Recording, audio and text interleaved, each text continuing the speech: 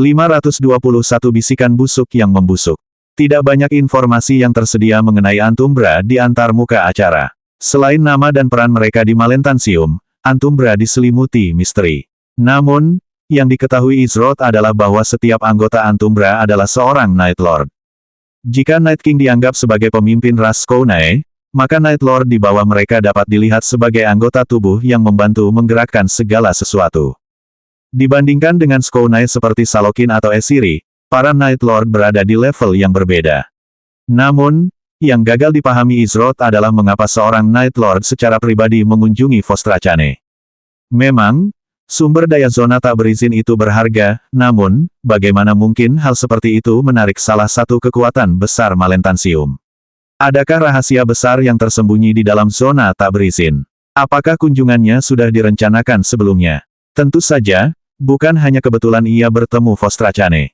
Manusia kurang ajar, beraninya kau mengucapkan kata-kata kasar seperti itu di hadapan penguasa malam yang terhormat. Saat kau menjawab, kau harus berlutut dengan kepala terbenam ke dalam tanah. Teriak Esiri dengan marah. Oh, aku tidak menyangka seorang Night Lord membutuhkan anjingnya untuk berbicara mewakilinya, kata Izroth acuh tak acuh. Anda, Zarolas mengangkat tangannya saat Esiri menggigit lidahnya dan menelan kata-katanya. Zarolas menyeringai, ada pepatah yang mengatakan kata-kata lebih tajam daripada pisau apapun. Jika lidah adalah pedang, maka kalian manusia akan menjadi ahli pedang yang tiada taraf di dunia ini. Ia lalu mengangkat satu jari saat gumpalan hitam terbentuk dan melanjutkan, aku penasaran bagaimana kau bisa melepaskan kendali atas Decaying Whisper Wisepku. Kau juga lolos nyaris tanpa cedera dari ledakan City Magic Grid. Manusia, penguasa ini tertarik padamu. Kurasa aku akan menjadikanmu pelayan. Bergembiralah. Ketika Izroth mengamati gumpalan hitam yang diciptakan Zarolas, ia mengerutkan kening dalam hati. Serangan yang begitu merepotkannya itu dieksekusi dengan begitu mudah. Bagi Zarolas, itu semudah minum air dan menghirup udara. Melihat ini, Izroth sekali lagi teringat betapa kuatnya individu-individu yang dianggap terkuat di bawah alam dewa. Namun, yang lebih penting dari segalanya adalah kata terakhir yang keluar dari mulut Zarolas. Pelayan. Perasaan diremehkan seolah-olah ia berada di bawah belas kasihan Zarolas, tak ada lagi yang dibenci Izroth. Ia menghunus pedang badainya saat hembusan angin kencang dilepaskan. Izroth lalu mengangkat pedangnya dan mengarahkannya ke arah Zarolas. Menyebut dirimu seorang bangsawan di hadapanku, lucu sekali. Kau mungkin tertarik padaku, tapi sayangnya, aku tidak tertarik padamu. Bahkan jika Raja Malam sendiri muncul di hadapanku dan memohon, dia tidak layak membawakan sepatuku, apalagi menjadi pelayanku. Namun, kau, budak darah Raja Malam, ingin menjadikanku pelayanmu. Lucu sekali. Izroth berbicara tanpa tergesa-gesa saat tatapannya berubah tajam, dan ia melangkah maju. Ia disambut oleh tekanan luar biasa yang membuatnya merasa seolah-olah telah memasuki kantong gravitasi. Namun, tidak ada sedikit pun rasa takut atau ragu di mata Izroth. Memangnya kenapa kalau dia menyinggung seorang Night Lord? Sekalipun dia tewas di tempat ini, itu bukan akhir. Begitu kekuatannya meningkat, Izroth akan membalasnya 1000 kali lipat. Saat dia selesai, Skounai akan menjadi ras langka yang bisa ditemui di alam fana. Senyum di wajah Zarolas berubah menjadi senyum sinis. Esiri, yang berdiri di belakang Night Lord, memasang ekspresi yang sangat buruk setelah mendengarkan kata-kata Izroth. Suku Skounai praktis menyembah Night King mereka sebagai dewa, oleh karena itu, komentar Izroth merupakan bentuk penghujatan. Keheningan mematikan menyelimuti atmosfer, tetapi segera dipecahkan oleh Zarolas.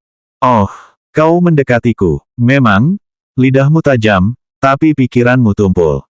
Kurang ajar. Awalnya, tuan ini ingin menunjukkan belas kasihan dan mengangkatmu sebagai pelayannya. Tapi, kau berani menginjak nama Raja Malam. Untuk ini, hanya ada satu hasil, kematian. Nada bicara Zarolas berubah karena ada nada dingin yang menusuk. Pada saat yang sama, 4 gumpalan hitam tambahan muncul, satu melayang di atas masing-masing jarinya. Namun, itu tidak berhenti di situ ketika Zarolas mengangkat tangannya yang lain dan menciptakan 5 gumpalan hitam lagi. Sekarang, totalnya ada 10 gumpalan hitam, masing-masing dengan kekuatan yang tidak lebih lemah dari yang pertama kali dihadapi Izroth. Layu, Zarolas menjentikkan jarinya pelan saat 10 gumpalan hitam itu melesat di udara dan langsung menuju Izroth.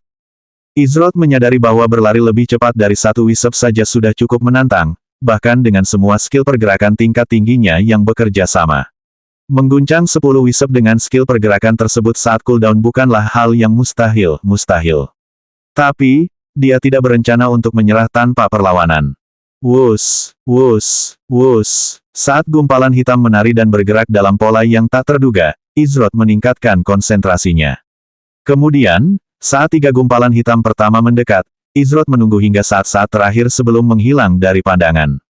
Ia langsung muncul kembali 15 meter dari lokasi sebelumnya menggunakan muatan terakhir Enhanced Instantaneous Movement miliknya. Ketiga gumpalan hitam itu saling bertabrakan. Namun, alih-alih berpencar, mereka malah menyatu dan menjadi gumpalan tunggal yang lebih mematikan. Izroth tak sempat berpikir saat sepasang gumpalan hitam berikutnya mendekat. Ia menggunakan Light Feather Footwork-nya untuk mendapatkan peningkatan kecepatan gerak sementara sambil menendang tanah. Ketuk, ketuk, ketuk. Izroth melangkah ke udara menggunakan langkah langit saat gumpalan hitam itu menghantam tanah tempat ia berdiri beberapa saat yang lalu. Namun, gumpalan-gumpalan itu segera mengubah arah dan mengikuti Izroth ke langit. Karena dia sedang bertempur, langkah langit hanya dapat digunakan hingga 10 detik, dan Izroth berencana untuk memanfaatkannya sebaik mungkin. Saya harus naik setinggi mungkin. 10 meter. 25 meter. 40 meter. Izroth mencapai ketinggian maksimum 40 meter yang diizinkan oleh Sky Step-nya. Tepat saat ia mencapai titik itu, Izroth tiba-tiba berhenti saat ia mengakses inventarisnya dan mengambil 2 item. Yang pertama adalah ramuan mana kelas menengah, yang ia konsumsi dengan tergesa-gesa. Benda kedua adalah jimat kertas biru tua dengan ukiran huruf putih bercahaya redup di permukaannya. Izroth menempelkan jimat itu di dadanya saat jimat itu menyala dan melekat erat padanya. Ia kemudian menutup mata dan tampak telah memasuki kondisi konsentrasi yang mendalam. Sementara itu, gumpalan hitam di bawah melaju kencang dan melesat ke langit dari hampir segala arah, membuat Izroth praktis tidak punya tempat untuk mundur. Mata Izroth terbelalak saat ia memiringkan tubuhnya ke belakang dan menendang udara, membuatnya melesat horizontal ke atmosfer.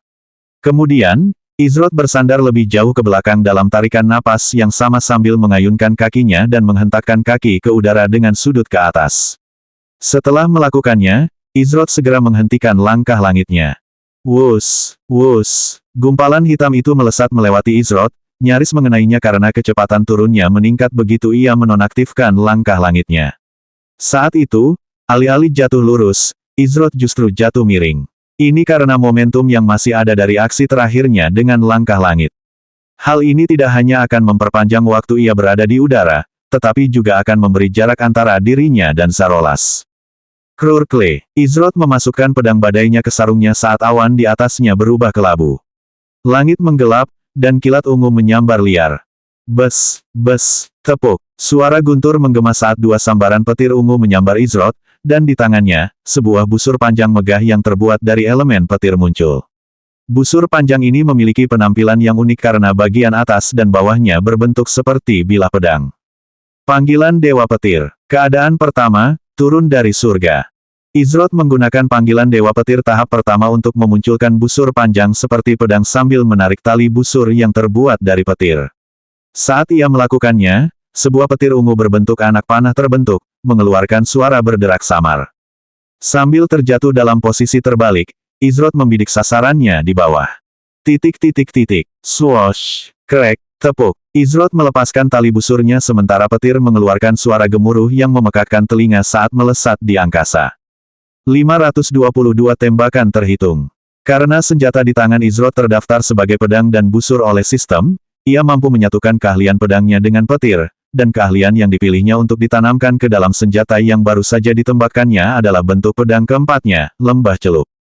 Wus, wus. Izroth melepaskan panah petir kedua dan ketiga, keduanya bergerak 2 kali lebih cepat dari tembakan pertamanya. Kemudian, panah keempat pun melesat namun, Izroth tidak langsung melepaskannya dan tetap mengarahkan panahnya ke sasaran sambil mempertahankan bidikan yang stabil, seolah-olah ia sedang menunggu sesuatu terjadi. Bersamaan dengan itu, gumpalan hitam di atas Izroth melengkung dan menyesuaikan arah untuk melanjutkan pengejaran. Kecepatan mereka meningkat lagi. Namun, ekspresi Izroth tidak menunjukkan kekhawatiran atau kekhawatiran. Ada ketenangan yang tak tergoyahkan saat ia terus menatap targetnya. Setelah Izroth menunggu cukup lama, ia akhirnya melepaskan anak panah terakhir. Saat petir itu membelah langit, kecepatannya jauh lebih tinggi daripada anak panah yang ditembakkan sebelumnya. Petir itu mengeluarkan suara melengking yang memekakkan telinga saat melesat menembus langit. Begitu anak panah itu lepas dari tali busur pedang di tangan Izrod mulai menghilang. Ia menonaktifkan keadaan pertama, turunan surgawi saat ia hampir mencapai tanah. 20 meter, 10 meter, 1 meter. Tepat saat ia hendak jatuh, gumpalan hitam itu mengejar Izrod. Gumpalan itu menghantam tubuhnya, menambah kekuatan benturan. Ledakan, tanah bergetar pelan saat awan debu tebal terbentuk di tempat Izrod mendarat. Bersamaan dengan itu, beberapa kilatan cahaya terang menyambar tanpa henti. Sementara itu, petir pertama telah lama mencapai Zarolas dan Esiri saat menembus tanah di kaki mereka. Namun, tak satu pun dari mereka beranjak dari tempat mereka berdiri karena anak panah itu meleset lebih dari 5 meter. Meskipun menciptakan retakan di tanah yang memisahkan Zarolas dan Esiri, mereka tampak tak terganggu oleh kerusakan yang ditimbulkannya, tak terkira. Perjuangan yang sia-sia, ejek Esiri. Kemana manusia itu membidik? Ia ingin menembak mereka dari udara sambil jatuh dengan cara yang begitu buruk rupa. Sekalipun ia berdiri sendiri saat menembak, mustahil tembakan ceroboh seperti itu cukup untuk mengenai mereka. Krurkle. Tepat 2,9 detik setelah anak panah petir pertama mencapai tujuannya, dua anak panah yang dilepaskan setelahnya tiba dengan suara dentuman yang menggelegar. Anak panah pertama berisi wujud pedang ketiga, guntur runtuh, sedangkan anak panah kedua berisi wujud pedang keenam, teratai mekar ganda yang meniru wujud pedang ketiga Izrod. Dengan satu lambaian tangannya, dua gumpalan hitam muncul di hadapan Zarolas. Setiap gumpalan melayang di jalur panah Izrod, membuat tabrakan di antara keduanya tak terelakkan. Namun, saat itulah sesuatu yang aneh terjadi. Retakan yang terbentuk sebelumnya akibat panah pertama terbanting menutup. Seketika itu juga, kedua skouna itu terkena hantaman tak terduga dari kerusakan tertunda wujud pedang keempat Izrod. Wus! Tiba-tiba, anak panah keempat dan terakhir melesat melewati anak panah kedua dan ketiga, hampir berbenturan dengan gumpalan hitam. Petir keempat menyambar anak panah kedua, sementara gumpalan hitam yang hendak melahap anak panah kedua bereaksi dan langsung bergerak melahap anak panah keempat. Tak lama kemudian, anak panah ketiga pun mengalami nasib serupa dan juga dihancurkan oleh gumpalan hitam. Akan tetapi, anak panah kedua di jalur yang menuju gumpalan hitam itu tiba-tiba menghilang kurang dari 1 meter sebelum mengenai sasaran. Wus! Tiba-tiba, sebuah anak panah muncul dari udara tipis kurang dari 5 cm dari Zarolas. Bahkan Zarolas terkejut dengan kemunculan tiba-tiba anak panah ini. Namun, itu bukan dari musuh yang tak dikenal. Itu juga bukan serangan diam-diam yang berhasil dilancarkan Izrod. Itu adalah petir yang baru saja menghilang dari pandangan beberapa saat yang lalu. Bang! Petir menyambar Zarolas dari punggungnya dan terlihat ada luapan listrik yang keluar dari tubuhnya. Apa yang dilakukan anak panah itu tadi? Kalau Ziyi ada di sana dan menyaksikannya, dia pasti akan terkejut. Bukankah itu skill Void Jump miliknya? Akan tetapi, meski cara kerjanya mirip dengan Void Jump milik Ziyi, apa yang dilakukan Izrod benar-benar berbeda. Akibat ledakan mana yang dahsyat dari jaringan sihir kota, ruang yang melingkupi Vostracane telah tergeser, dan terdapat robekan spasial yang tak terhitung jumlahnya. Robekan spasial ini tak terlihat oleh kebanyakan orang, tetapi Izrod dapat melihatnya sejelas siang hari dengan keahlian kesadaran spasialnya. Sebelum dia menggunakan langkah langitnya untuk terbang ke langit, Izrod memperhatikan dua titik spasial yang terhubung, salah satunya terletak tepat di belakang Zarolas. Namun, agar anak panahnya menembus robekan spasial, Izrod tidak mungkin meleset 1 cm pun. Menembak target sekecil itu dengan presisi yang luar biasa sambil terjun bebas terbalik dari langit, di antara semua pemain di RML, kemungkinan besar hanya Izrod yang bisa melakukan hal seperti itu. Tentu saja, tujuan utama Izrod dengan panah ini bukanlah untuk melukai Zarolas. Lagi pula, Zarolas adalah seorang Night Lord, dan meskipun sistem tidak mengungkapkan informasinya, Izrod berspekulasi bahwa ia adalah makhluk legendaris. Ini berarti, kerusakan apapun yang ditimbulkan Izrod pada level kekuatannya saat ini, sebagian besar, dapat diabaikan karena perbedaan levelnya pasti tidak kecil. Mengingat panah kedua berisi wujud pedang ketiga Izrod, guntur yang runtuh, panah itu memiliki peluang 55% untuk melumpuhkan targetnya, dan efek inilah yang mengunci gerakan Zarolas untuk sementara. Biasanya, target akan lumpuh selama 2 detik. Namun, menghadapi seseorang selevel Zarolas, Izrod tahu bahwa ia akan beruntung jika skill itu melumpuhkannya, apalagi selama 2 detik penuh. Untungnya, peluang berpihak pada Izrod, dan ia berhasil melumpuhkan Zarolas. Meskipun waktunya singkat, di saat-saat seperti ini, setiap detik sangatlah penting. Ketika panah kedua mengenai Zarolas, asap dan cahaya menghilang di tempat Izrod jatuh. Namun, baik Izrod maupun gumpalan hitam itu tidak ditemukan. Sebuah bayangan samar terlihat merayap di tanah. Namun, yang aneh dari bayangan ini adalah ia bergerak seolah-olah memiliki pikirannya sendiri. Bayangan ini milik Izrod, atau lebih tepatnya, Izrod sendiri. Beberapa saat yang lalu, tepat sebelum ia hampir jatuh ke tanah, Izrod mengaktifkan beberapa jimat iluminasi agung untuk menciptakan layar cahaya. Karena jimat utilitas tingkat rendah ini, jimat iluminasi agung tidak memiliki waktu pendinginan. Izrod memanfaatkan ini dan menghabiskan beberapa jimat terakhir yang ada di inventarisnya. Lalu, tepat saat Izrod melemparkan jimat-jimat itu, gumpalan hitam berhasil menyentuhnya. Dalam sekejap mata, mana Izrod yang tersisa dilahap oleh gumpalan hitam itu.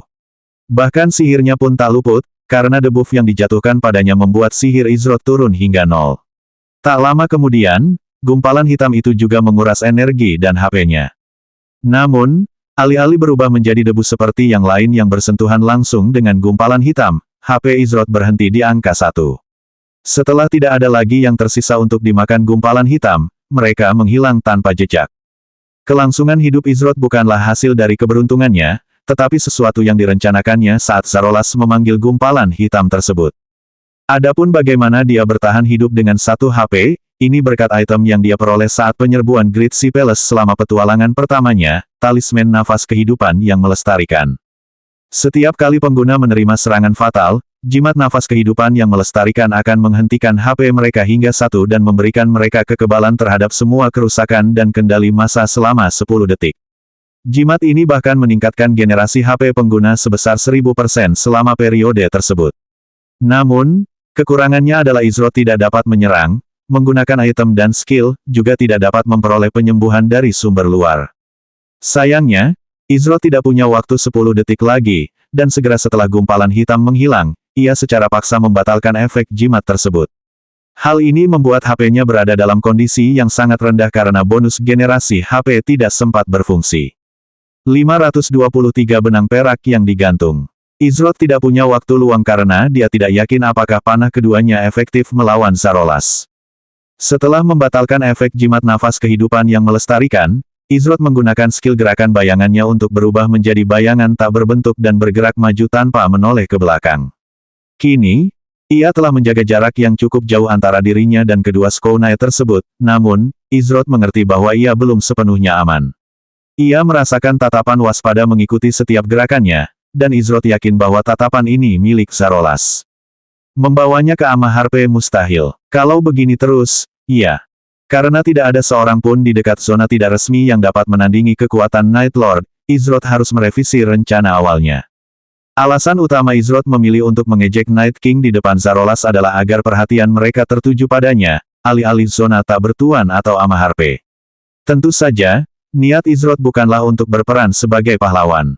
Sebagai Kapten GSU, jika Izrod memimpin seseorang seperti Zarolas kembali ke Amaharpe, mereka dapat dengan mudah membantai pasukan yang ditempatkan di perbatasan. Akibatnya, sistem pasti akan menghukum Izrod dan tindakannya dianggap merugikan perang. Jika itu terjadi, siapa yang tahu berapa banyak poin kontribusi yang akan diambil sistem darinya. Lagi pula, ia sudah melihat rasio imbalan dan kegagalan yang sangat tinggi untuk tujuan perang. Namun, yang lebih penting, bahkan jika para komandan perbatasan bekerja sama untuk menghadapi Zarolas, paling banter, mereka hanya akan mampu memberi waktu bagi para prajurit untuk mundur. Namun, proses berpikir seperti itu, Izrod menyadari betapa optimisnya hal itu. Karena tidak ada tempat untuk mundur dan tidak ada tempat untuk maju, Izrod hanya memiliki sedikit pilihan. Haruskah saya masuk lebih dalam ke Malentansium? Kerajaan Malentansium masih sangat jarang dijelajahi oleh para pemain karena agresivitas dan kebencian alami suku Skounai terhadap ras lain di alam fana. Menjelajahi negeri tak dikenal yang penduduknya menentangmu bukanlah situasi yang ideal bagi para petualang. Pada akhirnya, Izroth membuat pilihannya saat ia menyesuaikan jalannya untuk menuju lebih jauh ke wilayah Malentansium. 30 detik berlalu dengan cepat ketika skill Shadow Movement milik Izroth berakhir. Ia meluangkan waktu sejenak untuk mengakses inventarisnya dan mengonsumsi ramuan kesehatan tingkat tinggi untuk memulihkan sebagian HP-nya yang hilang. Terlebih lagi, karena ia telah lama absen dari pertempuran, generasi HP alaminya meningkat dan mempercepat laju pemulihannya. Apakah terjadi sesuatu? Izroth mengerutkan kening dalam hati. Tatapan waspada yang tertuju padanya tiba-tiba menghilang. Meskipun taktiknya mungkin memberinya ruang bernapas yang sangat dibutuhkan, seharusnya itu tidak sampai membuatnya berlari lebih cepat dari kedua Skounai itu. Setidaknya, Zarolas dan Esiri seharusnya berada dalam jangkauan pengamatannya, tetapi tidak ada apa-apa. Apakah saya salah perhitungan? Izroth yakin bahwa menghina Raja Malam dan membuat Zarolas gusar akan memaksanya bertindak, yang pada akhirnya akan menarik Raja Malam menjauh dari zona tak berwenang. Mungkinkah rencananya telah gagal? Izroth mempelajari dan menyelidiki lingkungan barunya sejenak, lalu menemukan sebuah gua kecil.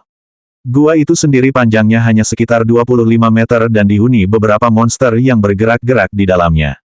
Izroth memasuki gua, tetapi para monster mengabaikan kehadirannya. Level mereka di bawah 25, dan karena selisih yang sangat besar itu, para monster tidak mengambil inisiatif untuk menyerang Izroth, seolah-olah merasa bahwa mereka bukan tandingannya. Izroth menemukan sudut gua yang terpencil tanpa monster dan duduk di tanah. Ia mulai mengedarkan mantra sumbernya untuk mempercepat pemulihan esensinya yang sedang dalam kondisi menyedihkan. Pada saat yang sama, Izroth menerima peringatan dari sistem yang memberitahunya bahwa komunikasinya telah dipulihkan. Tanpa ragu, Izroth membuka antarmuka sistemnya dan melihat bahwa fungsi komunikasinya memang telah kembali. Sepertinya ia akhirnya cukup jauh dari lokasi ledakan City Magic Grid sehingga bisa dipulihkan. Begitu Izroth mengakses pesan sistemnya, ia dibanjiri rentetan pesan dari berbagai orang. Namun, ia tak sempat memeriksanya karena langsung menemukan nama yang dicarinya. Peringatan sistem, pemain Maeva telah mengirimi Anda pesan, benarkah Anda pergi bersama Skounai? Peringatan sistem, pemain Maeva telah mengirimkan pesan kepada Anda, apakah Anda masih bersama Skounai? Anda belum respawn di sana Harpe, kan? Peringatan sistem, pemain Maeva telah mengirimkan pesan kepada Anda, bagaimana Anda bisa mengakses papan peringkat? Tidak, lupakan saja, bagaimana Anda bisa mendapatkan begitu banyak poin? Ledakan itu, apakah Anda yang melakukannya? Peringatan sistem, pemain Maeva telah mengirimkan pesan kepada Anda, kami berhasil merebut zona tanpa izin tanpa perlawanan. Suku Skounai mundur kembali ke wilayah mereka sendiri. Saya masih bingung mengapa pesan saya tidak terkirim, tetapi saya harap semuanya berjalan lancar. Saya akan berusaha terus memberi kabar terbaru. Peringatan sistem, pemain Maeva telah mengirimkan pesan, saya sedang menemani Komandan Auri dan Kapten Divisi 4 unitnya, Grid, untuk memeriksa situasi di Vostrachane. Saya telah diberitahu bahwa area di sekitar telah rusak, jadi komunikasi mungkin tidak dapat dilakukan setelah kami masuk. Sepertinya saya akhirnya tahu mengapa pesan saya tidak terkirim. Apakah Anda masih hidup? Jika Anda masih hidup dan akhirnya meninggalkan Vostrachane sebelum kami tiba, temui kami di koordinat berikut. Apakah itu mungkin? Bagi Izroth, situasi ini terlalu kebetulan. Waktu Maeva mengirim pesan terakhirnya tidak terlalu jauh dari saat tatapan waspada itu menghilang. Mungkinkah mereka bertemu Zarolas dan Esiri saat mereka sedang dalam perjalanan ke Vostrachane? Jika demikian, situasinya mungkin memburuk. Izroth mencoba menghubungi Empyrean melalui Mind Link, namun, tidak ada respons. Empyrean entah berada di luar jangkauan atau mengalami gangguan komunikasi yang sama seperti yang dialami Izroth. Karena Izroth memerintahkan Empyrean untuk mengawasi segala sesuatunya dari kejauhan dan bertindak sesuai dengannya, ada kemungkinan besar dia sekarang berada di dekat Vostrachane. Saya harus kembali. Izroth berdiri sambil berjalan menuju pintu keluar gua. HP dan mapnya telah pulih sepenuhnya, tetapi sebagian besar skill tingkat tingginya masih dalam masa pendinginan. Namun, ia tidak punya waktu untuk disia-siakan. Jika pikiran Izroth benar, maka Empyrean, Maeva, dan Auri telah mengalami masalah serius.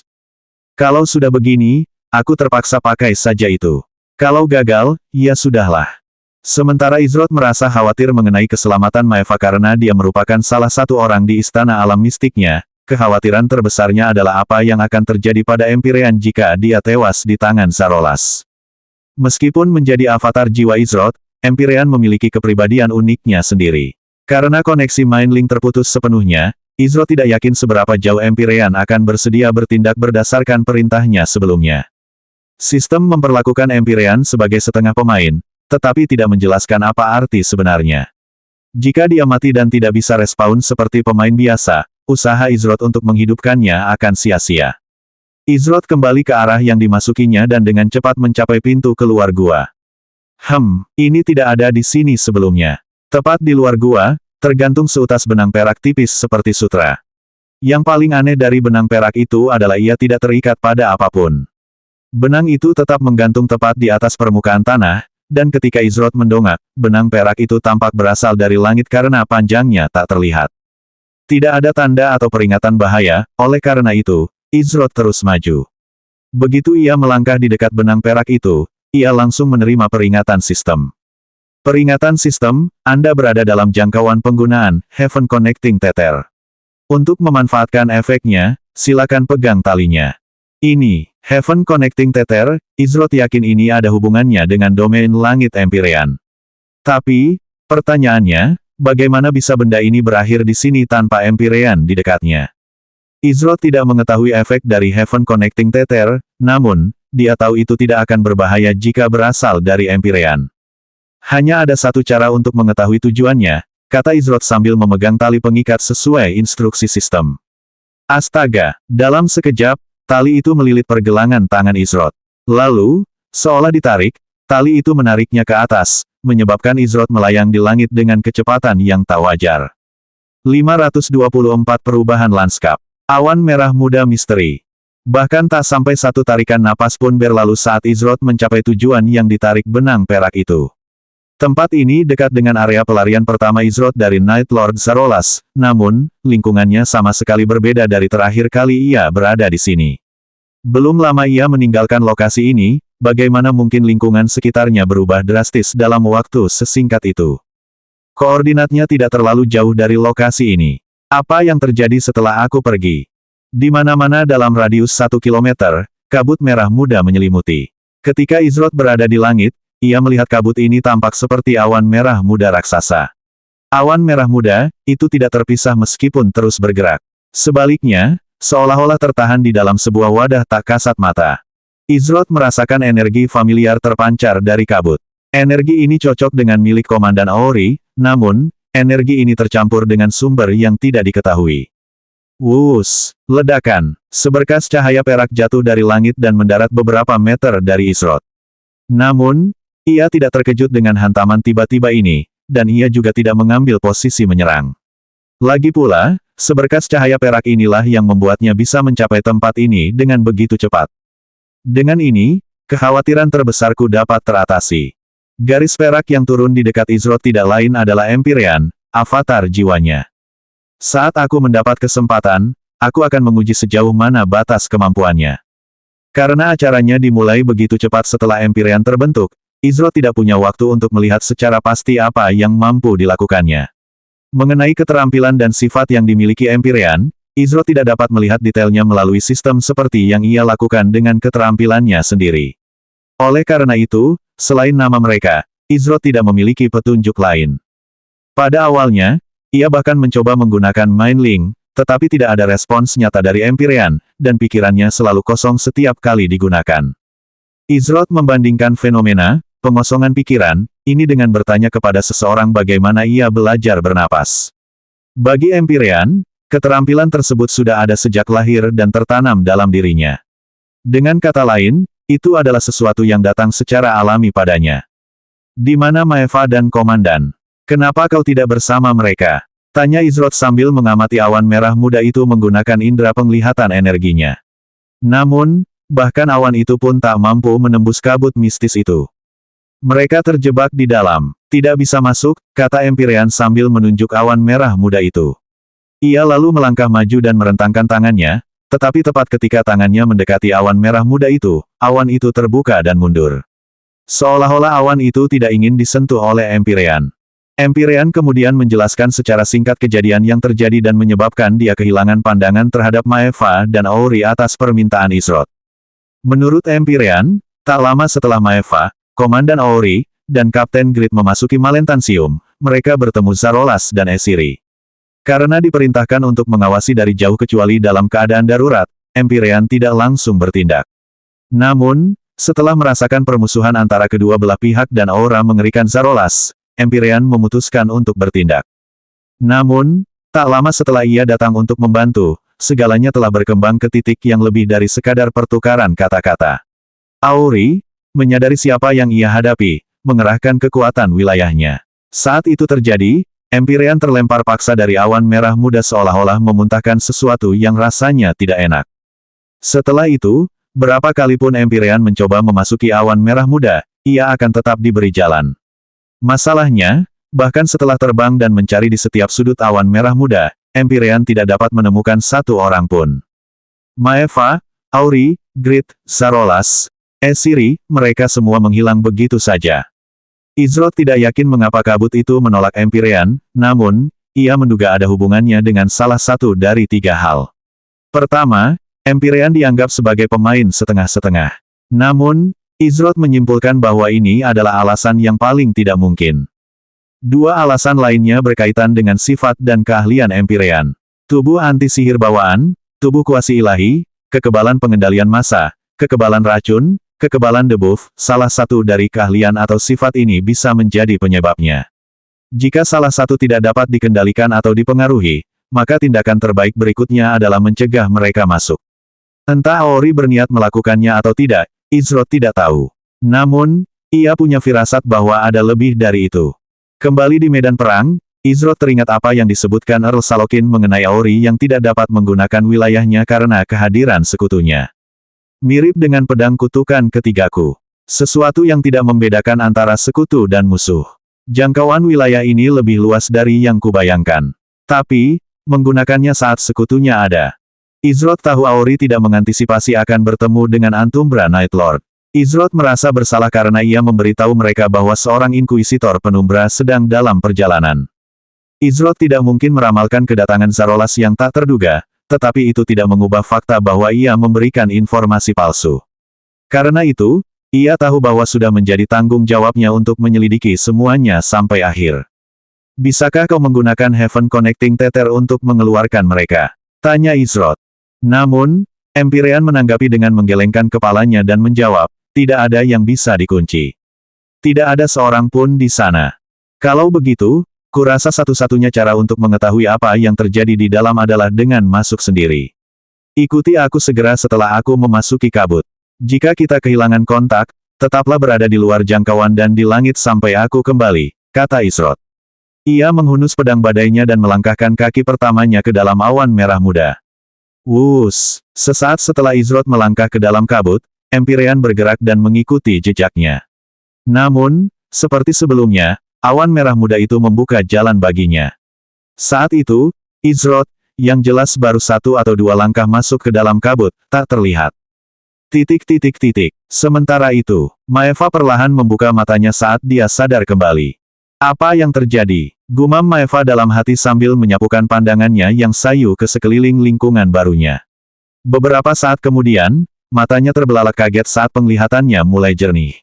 Tempat ini, apakah ia masih dekat dengan Vostrachane? Di mana aku? Di mana tempat ini? Apa ini? Kapan perlengkapanku berubah? Seru Maeva. Ia segera memeriksa sisi pinggangnya, namun, bahkan senjatanya pun hilang. Maeva mencoba mengakses inventarisnya, tetapi inventaris itu pun lenyap. Setelah melihat inventaris dan antarmuka sistemnya tidak muncul, Maeva mengernyitkan dahi. Apakah ini semacam bug? Buka logout darurat, kata Maeva. Peringatan sistem, apakah Anda ingin memaksa keluar darurat? Harap dicatat, Anda mungkin dikenakan penalti berat saat keluar. Maeva menghela napas lega, karena fitur keluar darurat tampaknya masih berfungsi, artinya sistem berjalan dengan baik. Kemungkinan besar, tidak dapat mengakses fungsinya hanyalah karena lokasinya. Batalkan keluar darurat, kata Maeva saat sistem mematuhinya. Dia lalu mendesah, agak tidak nyaman mengenakan pakaian Brenda seperti itu. Maeva mendesah sambil menatap cermin yang diletakkan di atas meja kecil di samping tempat ia duduk. Ia mengenakan gaun cian elegan Brenda, dan di tangannya terdapat sepasang sarung tangan yang melekat sempurna pada kulitnya. Sarung tangan ini panjangnya tepat di bawah siku. Di telinganya terpasang sepasang anting-anting bertahtakan permata yang berkilauan, dan di lehernya, sebuah kalung indah yang dipenuhi dengan batu-batu permata yang berharga.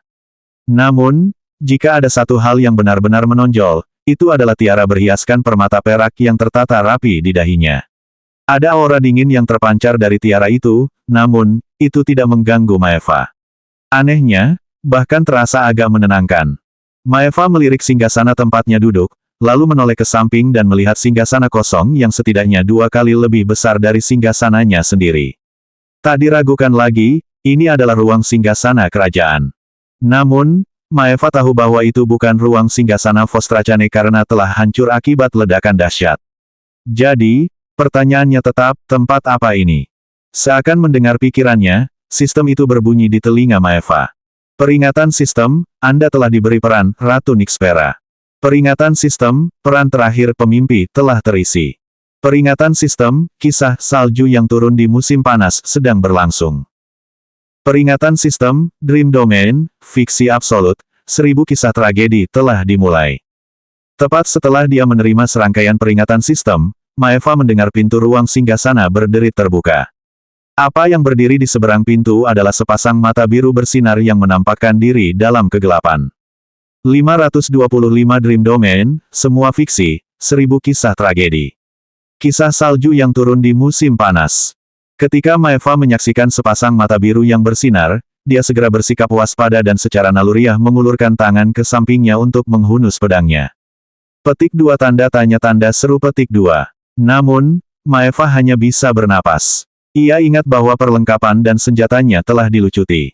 Maeva perlahan menggerakkan tangannya ke posisi semula sambil matanya menjelajahi ruangan, mencari sesuatu untuk melindungi diri. Namun, saat pandangannya melewati cermin di meja di sampingnya, Maeva tiba-tiba berhenti. Ia kembali menatap cermin itu dan menatapnya dengan ekspresi tak percaya. Orang ini, bukan dia. Rambut pirang terang Maeva telah memutih seputih salju. Panjangnya tergerai melewati bahu dan mencapai punggung bawahnya. Mata peraknya yang berkilau telah berubah menjadi biru muda yang tegas, kulitnya kini sedikit lebih pucat, dan wajah Maeva tampak dingin namun tetap cantik dan lembut. Penampilannya normal beberapa detik yang lalu. Mengapa dan bagaimana tiba-tiba berubah menjadi orang yang tidak dikenal ini? Apakah ini Ratu Nyxpera? Maeva bergumam dalam hati saat mengingat peringatan sistem. Meskipun ia diliputi segudang pertanyaan tentang apa yang sedang terjadi, Maeva menenangkan diri dan mulai menghubungkan potongan-potongan informasi itu. Peringatan sistem, Anda telah memperoleh skill pasif sementara, Tail Immersion. Informasi skill sekarang akan ditampilkan. Nama keterampilan, Imersi Kisah. Tingkat keterampilan, tidak ada.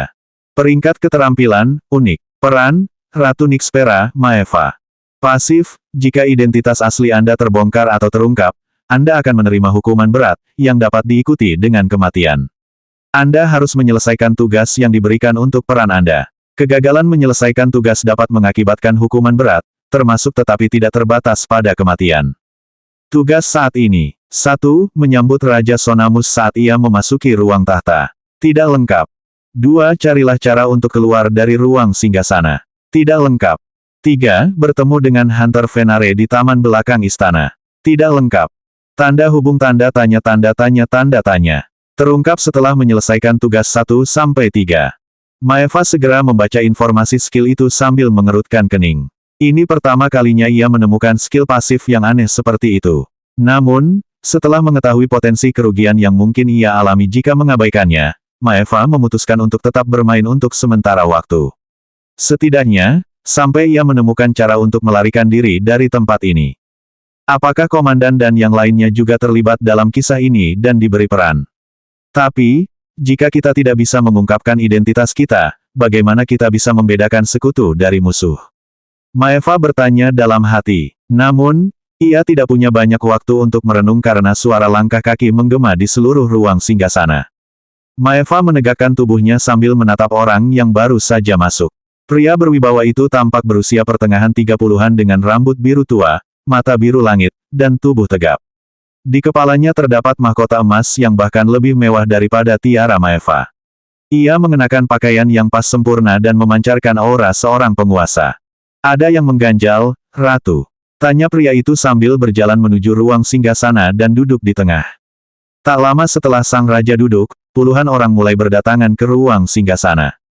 Kelompok orang ini tampaknya adalah para pelayan istana. Mereka dengan cepat berpindah dari satu tempat ke tempat lain di dalam ruang singgasana, membawa meja-meja catering, dan menata dekorasi.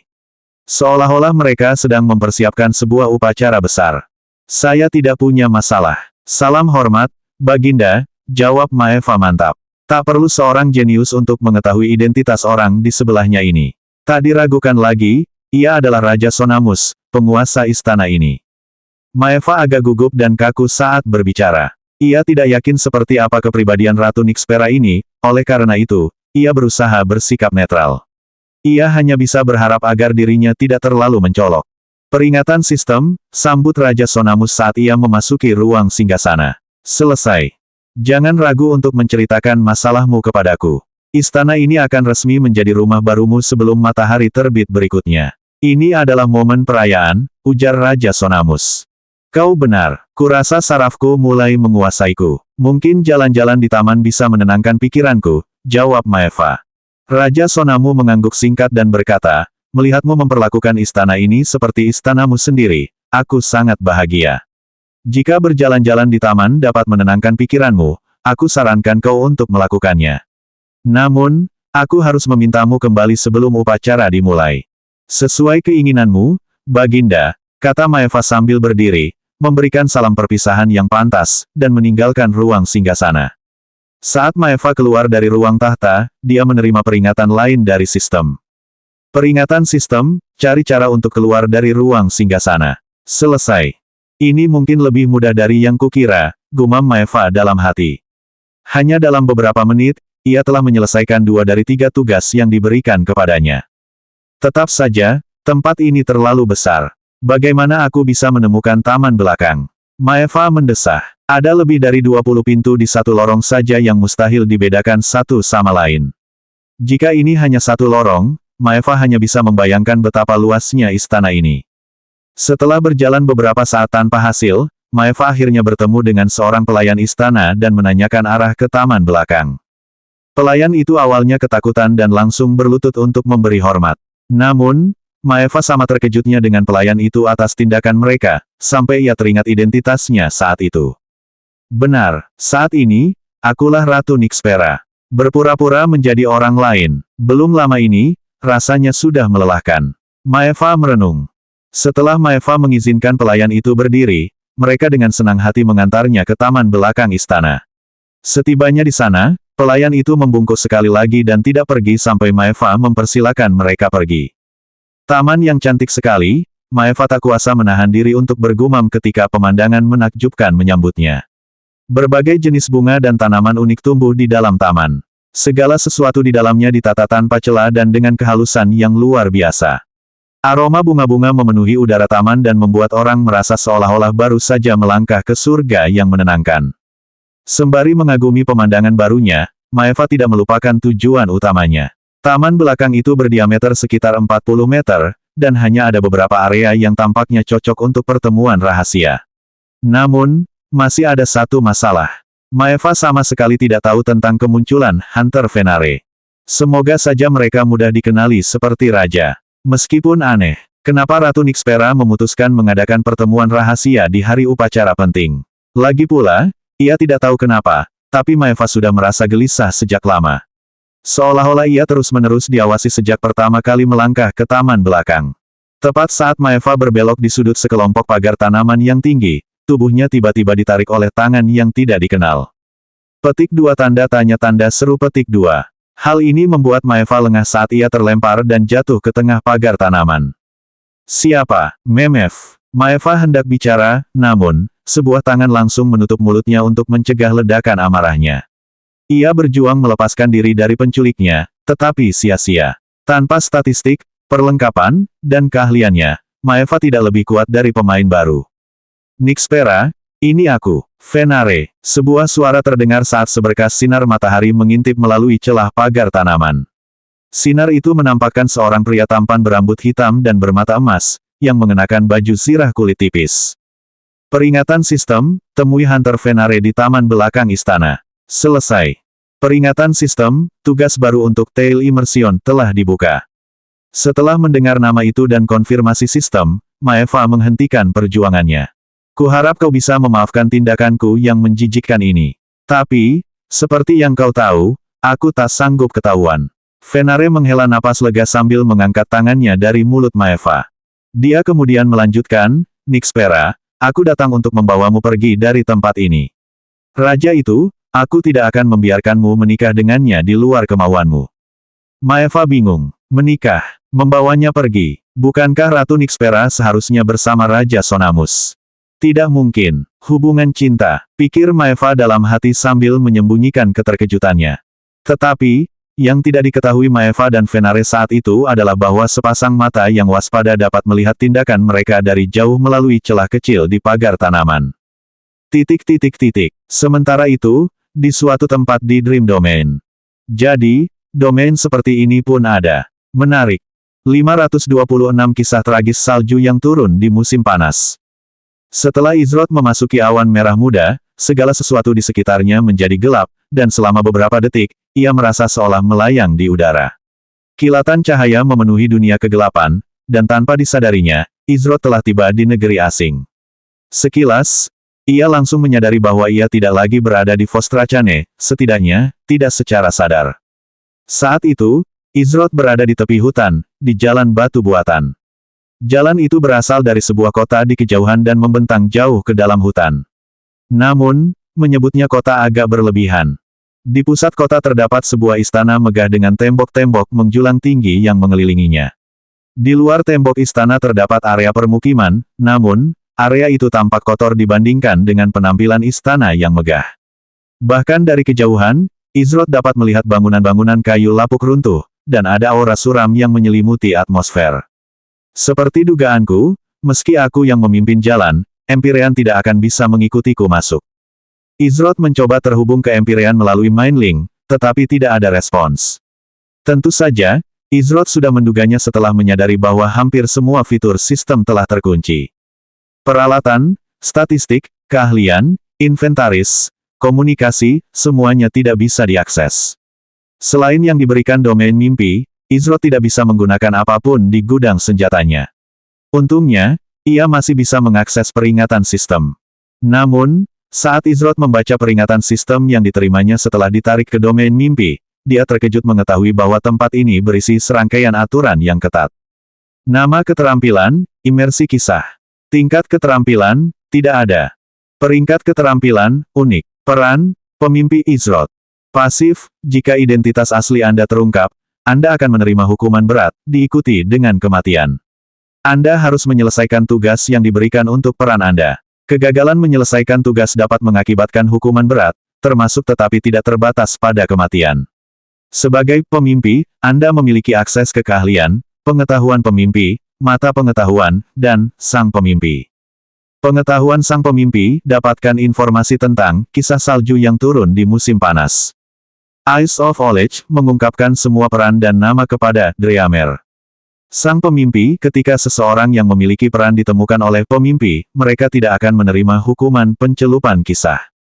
Jika pemimpi mengungkapkan identitas asli peran tersebut atau mengungkapkan informasi apapun dalam pengetahuan pemimpi, pemimpi akan menerima hukuman berat, yang dapat mengakibatkan kematian. Tugas saat ini. 1. Ubah hasil cerita tanpa mengungkapkan identitas Anda sebagai pemimpi. Tidak lengkap. Izrod ingin memahami situasi dengan lebih baik, jadi hal pertama yang ia lakukan adalah memanfaatkan pengetahuan pemimpi yang ia peroleh. Lagi pula, ketika dihadapkan pada hal yang tidak diketahui, informasi lebih berharga daripada emas. Sekarang aku mengerti kenapa komandan menolak menggunakan wilayahnya di medan perang meskipun kalah jumlah. Meskipun harus kuakui, wilayah ini sungguh kejam. Dengan pengetahuan pemimpi, Izrod memperoleh beberapa informasi penting. Detail kunci pertama adalah jumlah orang yang terperangkap di dalam domain mimpi. Termasuk dirinya sendiri, total ada 6 individu yang telah ditugaskan peran. Yang kedua, dan apa yang dianggap Izrod sebagai detail paling penting, berkaitan dengan cerita itu sendiri, kisah salju yang turun di musim panas. Kisah ini berkisah tentang seorang raja yang berkuasa, Sonamus, yang jatuh cinta pada seorang putri dari kerajaan kecil. Putri ini dikenal sebagai Nixpera. Setelah secara pribadi pergi ke negeri asing untuk melamar Nixpera, ayah Nixpera tidak dapat menolak Sonamus. Lagi pula, bagi Sonamus, melamar hanyalah formalitas karena perbedaan kekuasaan antara kedua kerajaan mereka terlalu besar. Karena itulah, ayah Nixpera menjanjikan putrinya kepada Sonamus. Namun, hati Nixpera sudah terlanjur tertambat pada orang lain, seorang pemburu bangsawan rendahan bernama Venare. Keduanya saling memiliki perasaan yang sama, tetapi takdir memang kejam. Venare kembali dari perburuan mingguan dan mendapati Nixpera telah pergi ke negeri asing setelah dijanjikan kepada rajanya. Tanpa pikir panjang, Venare bergegas ke kerajaan Sonamus untuk mencari Nixpera. Setelah berusaha keras, Venare menemukan cara untuk menyelinap ke halaman belakang istana dan menunggu selama berhari-hari. Ia tahu betapa Nixpera mencintai bunga dan taman, jadi ia hanya bisa menerima taruhan ini, dan itu membuahkan hasil. Setelah menunggu selama 3 hari tanpa makanan atau air, Venare bertemu dengan Nixpera dan mengungkapkan keinginannya untuk melarikan diri bersamanya agar mereka bisa bersama. Nixpera juga menginginkan hal yang sama, namun, keadaan segera berubah menjadi agak suram. Sonamus memiliki seorang gundik bernama Asi. Sebagaimana Sonamus mencintai Nixpera, Asi juga memiliki perasaan yang mendalam terhadap Sonamus dan membenci kehadiran Nixpera di istana. Namun, Asi menyembunyikan kebenciannya terhadap Nixpera di balik senyum keperakannya dan merancang siasat untuk menyingkirkannya. Namun, ada satu masalah, Nixpera tidak punya kekurangan yang bisa dieksploitasi. Setidaknya, begitulah adanya sampai suatu hari yang setia. Secara kebetulan, suatu hari, saat Asi sedang berjalan, ia menyaksikan Nixpera tiba-tiba ditarik ke dalam pagar tanaman di taman belakang istana. Takut sekaligus penasaran, Asi diam-diam bergerak untuk melihat lebih dekat melalui celah pagar tanaman sambil menjaga jarak. Apa yang dilihatnya? Seorang pria, bukan sembarang pria, tetapi pria ini tampak sangat dekat dengan Nixpera, hampir seperti sepasang kekasih. Atas penemuan inilah Asi akhirnya melihat peluang. Namun, sekadar memberitahu raja saja tidak akan cukup karena ia akan menganggap kata-katanya hanya sebagai kecemburuan belaka. Asi membutuhkan cara yang lebih konkret untuk menyingkirkan semua masalah sekaligus. Disinilah peran seorang bangsawan berpengaruh bernama Fraun, yang selalu mengincar Asi. Fraun memiliki perasaan yang sangat jelas dan mendalam terhadap Asi, tetapi ia tidak berani mendekatinya karena Asi adalah wanita raja. Namun, godaan itu terlalu manis, dan Asi segera berhasil menjerat bangsawan itu. Asi memberitahu Fraun bahwa dia ingin bersamanya, tetapi sayang, satu-satunya cara ini bisa terjadi adalah jika dia menggulingkan raja, dan dia tahu orang yang tepat untuk membantunya. Malam harinya, ketika Venare datang menyelinap ke halaman belakang kastil, ia ditemukan oleh anak buah Fraun dan ditangkap. Namun, yang mengejutkannya, ia tidak langsung dijebloskan ke penjara atau dibunuh di tempat. Sebaliknya, ia dibawa untuk menemui Fraun. Venare terkejut mengetahui bahwa ia dan Fraun memiliki tujuan yang sama. Karena sang raja telah mengambil wanita-wanita yang mereka cintai sebagai miliknya, Venare merasa seolah-olah ia telah menemukan rekan yang dapat diandalkan dan setuju untuk membantu Fraun dengan rencananya. Fraun bertemu Asi lagi untuk memberitahu rencananya dan agar tetap aman hari itu. Namun, tak lama kemudian, semuanya berantakan. Tentu saja, Asi mengungkapkan rencana pembunuhan itu kepada Sonamus, bersama dengan hubungan Nixpera dengan pria misterius di taman. Kemudian, ketika salah satu pertemuan rahasia berlangsung, para pengawal istana menyerbu gedung dan menangkap semua orang di dalamnya. Tentu saja, termasuk Venare dan Fraun. Tindakan mereka dianggap pengkhianatan, dan semua orang yang terlibat dijatuhi hukuman mati. Semuanya berakhir bahkan sebelum dimulai. Ketika Nixpera mengetahui hal ini, hatinya mencelos, dan ia memohon kepada raja untuk membebaskan Venare, atau, setidaknya, memenjarakannya. Namun, permohonannya justru bertolak belakang karena bisikan Asi masih terngiang di telinga raja. Di tengah amarahnya, Sonamus mengurung Nixpera di kamarnya dan menempatkan penjaga di luar kamarnya. Sonamus kemudian melanjutkan eksekusinya, dan Venare serta Fraun pun terbunuh. Namun, di luar dugaan semua orang, Sonamus tetap memutuskan untuk menikahi Nixpera dan menjadikannya ratu. Meskipun merasa dikhianati, Sonamus tak mampu menyingkirkan sang putri dari hatinya. Namun, sehari sebelum upacara resmi berlangsung, Nixpera mengakhiri hidupnya sendiri. Dengan hilangnya orang yang dicintainya dari dunianya, Nixpera kehilangan semangat hidup dan tak sanggup menanggung beban hidup bersama pria yang telah merampas sesuatu yang begitu berharga darinya. Sonamus hancur dan patah hati. Asi memanfaatkan kesempatan ini, dan akhirnya, sang raja resmi mengangkatnya menjadi ratu. Namun, hari demi hari berlalu, sang raja semakin terpuruk dalam depresi dan pikiran gelap atas kehilangan Nixpera. Kepribadian Sonamus mulai berubah. Seleranya menjadi lebih unik. Untuk merasakan sesuatu, apapun, Sonamus melakukan hal-hal yang tak terkatakan pada Asi hingga menjadi bentuk penyiksaan murni. Tak tahan lagi, suatu malam, Asi menyelinap ke kamar tidur Sonamus dengan tubuh babak belur dan hancur. Malam itu, ia menikam sang raja ratusan kali dalam luapan amarah yang tak terkendali. Akhirnya, ia menusukkan pisau itu sekali lagi ke jantung Sonamus. Pada titik ini, pikiran Asi sudah tak stabil dan kehilangan pegangan pada kenyataan. Begitu Asi menyadari bahwa ia telah merenggut nyawa satu-satunya pria yang pernah dicintainya, ia menggenggam pisau yang sama yang ia gunakan untuk membunuh Sonamus dan menancapkannya ke jantungnya dengan senyum di wajahnya. Akhirnya, ia bisa bersama orang yang dicintainya. Tepat di ruangan itu, Asi meninggal di samping Sonamus. Inilah kisah tragis dari kisah salju yang turun di musim panas. Izrod tahu jika ceritanya dibiarkan berlanjut seperti ini, maka semua orang akan binasa. Di mata Izrod, wilayah kekuasaan Auri bukanlah pedang bermata dua seperti yang awalnya ia yakini. Itu adalah jebakan maut, sebuah tragedi yang mengerikan. 527 kota di luar tembok istana, Viselo. Izrod membaca sisa data yang diberikan oleh Dreamer's College dan menemukan 5 gambar dengan nama tertulis di bawahnya. Gambar dan nama ini merupakan karakter-karakter yang diperkenalkan dalam kisah salju yang turun di musim panas. Ada pula gambar mandiri dengan peran, Dreamer Viselo, yang diberi label di sebelahnya. Apakah ini penampilanku saat ini? Foto itu menampilkan seorang pria dengan fitur wajah yang menawan, mata hijau musim semi, dan rambut putih, yang tampaknya berusia awal 20-an. Ia mengenakan perlengkapan pelindung yang terbuat dari kain dan kulit, namun tidak terlalu mencolok. Mengetahui penampilan fisik setiap orang sebelumnya merupakan keuntungan besar. Namun, mengubah cerita, di bagian inilah letak masalahnya.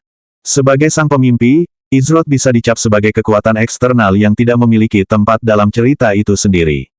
Dengan kata lain, ia adalah sebuah anomali. Tindakan apapun yang ia ambil dapat mengubah kisah aslinya secara drastis, namun, bukan itu masalahnya karena pada akhirnya ia perlu mengubah akhir cerita. Masalahnya dimulai dengan memastikan bahwa individu yang salah tidak terpengaruh secara negatif. Izrod tidak tahu siapa yang diberi peran apa di domain mimpi. Setahunya, Auri bisa menjadi raja, atau Esiri menjadi ratu. Siapa teman, dan siapa lawan? Inilah yang paling perlu diketahui Izrod, kalau tidak, kemungkinan besar ia akan membantu atau menyakiti orang yang salah. Tentu saja, ini hanyalah awal dari rintangan yang dihadapi Izrod. Sekalipun ia bertemu sekutu-sekutunya, tidak ada jaminan mereka akan mempercayainya. Izrod menyadari bahwa tidak seperti dirinya, yang memiliki mata pengetahuan dan dapat membedakan sekutu dan musuh jika mereka berhadapan langsung, yang lain tidak memiliki kemampuan serupa. Oleh karena itu, ia harus menemukan cara untuk menyingkapkan dirinya tanpa mengungkapkan dirinya dan mengalihkan cerita ke hasil yang menguntungkan di mana sekutunya selamat. Jika kisahnya tetap sama, maka Ratu Nixpera seharusnya ada di dalam istana. Namun, jika dia menghubungi Hunter Venare, itu berarti Nyonya Asi memperhatikan mereka. Jika memang begitu, salah satu titik balik utama telah berlalu. Dengan pengetahuan sang pemimpi, Izrod memiliki pemahaman yang baik tentang alur cerita berdasarkan data yang ia peroleh. Satu peristiwa besar yang terlewat memang disayangkan, namun, tidak semuanya buruk. Karena cerita dimulai dari titik di mana Nixpera dan Venare bertemu di taman belakang istana, Izrod punya gambaran tentang siapa yang akan ia temui pertama kali. Izrod mengerti bahwa dari kelima peran tersebut, mendekati Raja Sonamus, Ratu Nixpera, atau Nyonya Asi praktis sia-sia. Jika ia bisa memanfaatkan keahliannya, menyusup ke istana akan menjadi hal yang mudah. Namun, dengan ketiganya berada di balik tembok istana yang dijaga ketat, itu akan menjadi upaya yang tidak bijaksana dalam kondisinya saat ini. Tinggal Hunter Venare atau Nobleman Fraun. Asal aku menemukan salah satunya, aku akan menemukan yang satunya. Dengan mengingat hal itu, Izrod berjalan menuju kota. Tujuannya, menemukan Hunter Venare atau Nobleman Fraun sebelum peristiwa besar berikutnya terjadi. Beberapa saat kemudian, Izrod tiba di kota dan berjalan masuk tanpa masalah. Tidak ada penjaga yang berpatroli dan tidak ada yang memeriksa identitas seseorang saat memasuki kota. Hal pertama yang tercium Izrod ketika ia berjalan menyusuri jalanan kumuh itu adalah bau busuk. Bau busuk itu memenuhi hidungnya dan membuatnya mengerutkan kening. Lebih buruk dari yang saya kira. Orang-orang tergeletak tak bergerak di pinggir jalan. Kemanapun pandangan Izrod tertuju, ia selalu tertuju pada seseorang yang berpakaian compang camping dan kotor. Tulang-tulang penduduk kota terlihat jelas saat perut mereka terbenam ke dalam tubuh mereka, tanda-tanda kelaparan yang jelas. Kisah ini gagal membahas lingkungan kota semacam ini, tetapi sekilas tampak bahwa tempat ini tengah dilanda kelaparan hebat. Izrod merasakan tarikan kecil di kaki kanan bawahnya. Meskipun inderanya telah sangat berkurang karena batasan-batasan domain mimpi, ia masih memiliki kesadaran dan pengalaman alaminya. Oleh karena itu, tidak hanya menyelinap ke arahnya tetapi juga melakukan kontak dengannya bukanlah hal yang mudah. Ketika Izrod menoleh untuk melihat apa yang menyentuhnya, ia melihat tangan mungil yang menyerupai tangan anak-anak, dan itu karena tangan ini memang milik seorang anak. Seorang gadis kecil berusia tak lebih dari 4 atau 5 tahun, yang tingginya tak mencapai pinggang Izrod, berdiri di belakangnya. Ia berlumuran kotoran dari ujung kepala hingga ujung kaki, bermata sayu tak bernyawa, dan berambut acak-acakan penuh kotoran. Meskipun debu di wajahnya agak menutupinya, samar-samar terlihat bekas memar dan luka. Nyaris tak ada rasa kehidupan yang terpancar dari gadis kecil itu.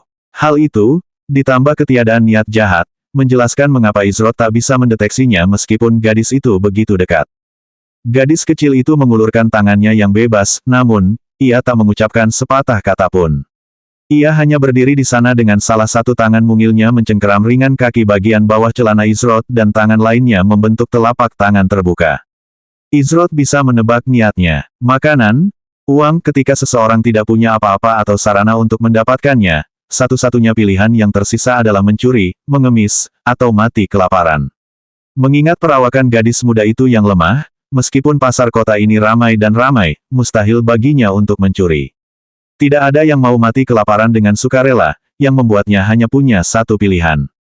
Di mana orang tuamu? Apa mereka tidak bersamamu? Tanya Izrod. Namun, gadis itu tidak menjawab dan tetap berdiri di sana. Dia lalu melanjutkan, aku tidak punya makanan atau sesuatu yang berharga untuk diberikan kepadamu. Karena Izrod tidak mampu membuka inventarisnya dan tidak memiliki mata uang apapun untuk digunakan di domain mimpi ini, saat ini, satu-satunya yang ia miliki hanyalah pakaian di punggungnya dan pedang di sisinya. Percuma saja, gadis itu tidak mengerti sepatah kata pun yang kau katakan. Komentar salah satu orang di dekatnya. Pria yang berbicara itu adalah seorang pria botak. Ia praktis hanya tinggal kulit dan tulang dengan seringai lebar di wajahnya disertai tawa kecil. Serangkaian batuk hebat segera menyusul saat pria itu memuntahkan darah yang beberapa tingkat lebih gelap dari biasanya.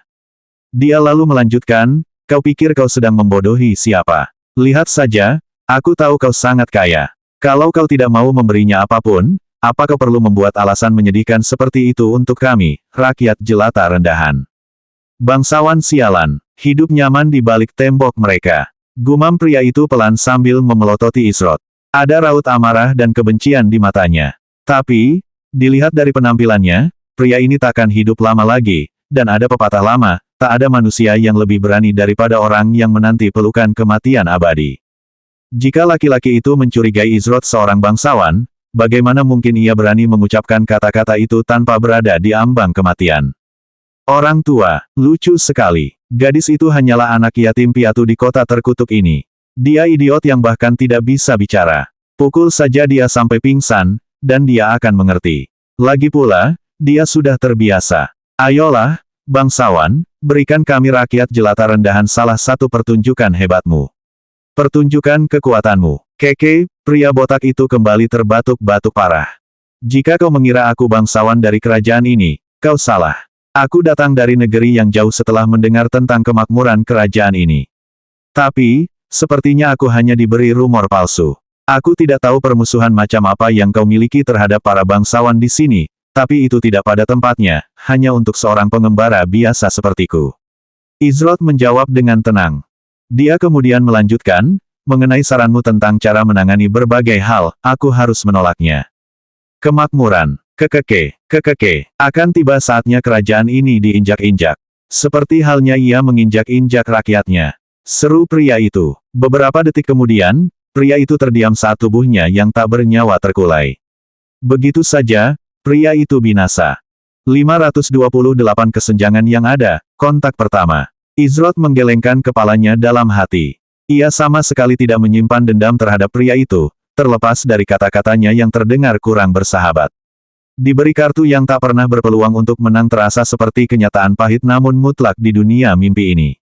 Namun, Izrod tak pernah menyangka unsur keputusasaan akan begitu nyata dan nyata di sini.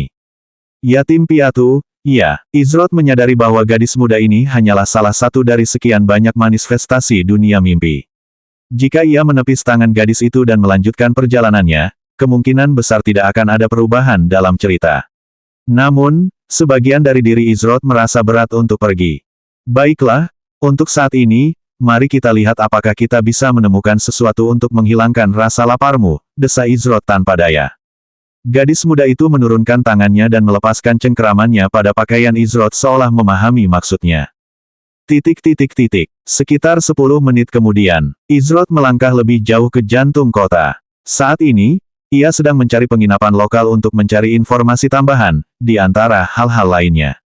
Namun, ia ditemani. Di belakangnya, gadis muda yang sama mengikutinya, namun, raut wajahnya tampak lelah saat langkahnya melambat drastis. Mereka baru berjalan sekitar 10 menit, tetapi staminanya sudah habis. Tanpa peringatan, kaki gadis muda itu terangkat dari tanah saat ia diangkat oleh Izrod dan bertengger di bahu kanannya. Ia ringan sekali. Sekalipun ia kekurangan gizi, hal ini seharusnya tidak mungkin terjadi. Ia benar-benar lebih ringan dari bulu. Kecuali tubuh Izrod di dunia mimpi memang luar biasa kuat, gadis muda ini praktis tanpa bobot. Anak itu tampak agak terkejut pada awalnya, tetapi dia segera kembali ke keadaan sebelumnya. Namaku Viselo. Apakah kamu punya nama? Tanya Izrod. Petik 2. Apakah dia benar-benar tidak mampu berbicara? Izrod berasumsi bahwa dia memahaminya sebelumnya, tetapi mungkin dia hanya mengikuti nalurinya. Agak merepotkan kalau nggak punya nama. Coba lihat, sampai kamu bisa bilang aku punya nama atau tidak, aku akan memanggilmu Selene. Bagaimana? Petik 2. Izrod tidak pandai memberi nama, namun, ia berusaha memastikan bahwa nama tersebut, paling tidak, menyerupai nama-nama di dunia mimpi ini, jika tidak, nama-nama itu akan mencolok. Meskipun saya kira sudah agak terlambat untuk mengkhawatirkan hal menonjol. Kemanapun Izrod berjalan dengan gadis muda di pundaknya, ia selalu menjadi pusat perhatian penduduk kota. Jika mereka memiliki pemikiran yang sama dengan pria yang tewas beberapa waktu lalu, Izrod hanya bisa membayangkan apa yang ada di benak mereka. Seorang bangsawan menggendong rakyat jelata di pundaknya dan berparade di jalanan. Pemandangan seperti itu mungkin tak terbayangkan oleh penduduk kota. Saat Izrod menjelajahi kota, ia menyadari bahwa kota itu tidak memiliki pasar yang sebenarnya. Ada 2 atau 3 kios lusuh di sepanjang pinggir jalan dengan sisa-sisa roti basi dan sayuran busuk. Orang-orang di kios-kios ini tampak sedikit lebih kenyang daripada mereka yang berserakan di seluruh kota, namun, tidak jauh berbeda. Sebuah kerajaan di ambang kehancuran, tidak seperti pemandangan megah yang digambarkan dalam kisah tersebut. Kisah yang dibacakan Izrod menggunakan pengetahuan pemimpi menggambarkan istana itu sebagai surga yang indah dengan kekayaan dan kemakmuran yang gemilang. Jika kita mengabaikan beberapa tindakan penghuninya, istana itu tampak seperti utopia dengan masyarakat ideal. Setelah kupikir-pikir lagi, tidak ada yang menyebutkan apapun tentang keberadaan di luar tembok istana. Selain catatan singkat tentang kunjungan raja ke kerajaan kecil dan kepulangan Venare dari perburuan mingguan, seluruh cerita hanya terjadi di balik tembok-tembok yang menjulang tinggi itu. Lalu, apakah ini berarti semua yang ada di luar sana tidak memengaruhi keseluruhan cerita? Atau, bisakah titik awal ini menjadi kunci untuk mengubah akhir cerita? Izrod punya banyak pertanyaan, tetapi hampir tak ada jawaban. Namun, ia punya firasat bahwa solusi untuk mengubah akhir cerita yang mengerikan itu bukan terletak di dalam tembok istana, melainkan di sini. Beberapa saat kemudian, Izrod dan Selene berhenti di depan salah satu dari sedikit bangunan kayu yang masih dalam kondisi baik. Ada beberapa bagian yang sudah usang atau rusak, tetapi dibandingkan dengan bangunan lain di kota, bangunan itu bisa dibilang seperti rumah besar yang mewah. Sebuah plakat tergantung di dinding gedung dengan simbol cangkir bertanduk belati, dan 3 hati biru melingkari gagangnya. Tempat ini merupakan salah satu bangunan terakhir yang masih bertahan di kota istana luar, Blue Heart Inn. Izrod melangkah masuk penginapan dan disambut aroma minuman keras yang menyengat. Interiornya memang tidak terlalu bersih, tetapi ternyata tertata rapi. Hal pertama yang terlihat oleh Izrod adalah bar yang jaraknya kurang dari 10 langkah dari pintu masuk. Ada tepat 8 meja di ruangan itu, dan masing-masing meja telah ditempati oleh pengunjung. Orang-orang ini berbeda dari penduduk kota pada umumnya karena mereka semua bertubuh tegap dan berpenampilan tangguh. Tiba-tiba, penginapan menjadi sunyi saat mata semua orang tertuju pada Izrod dan Selene. Beberapa menatapnya dengan tatapan mematikan, sementara yang lain diam-diam mengamati para pendatang baru. Izrod menghampiri bar dan mendudukkan Selene di salah satu bangku bar, kakinya menjuntai di udara. Telapak kakinya penuh luka dan kapalan karena berjalan tanpa alas kaki. Ia hampir tak bisa melihat dari atas meja bar. Izrod duduk di bangku bar di sebelah Selene sambil berkata, 2 pesanan apapun yang ingin kau makan dan sesuatu untuk diminum. Bartender itu mengamati Izrod sambil menjawab, 20 koin perunggu. 6 untuk 2 kali makan, dan sisanya untuk mengotori bar saya dengan tikus jalananmu.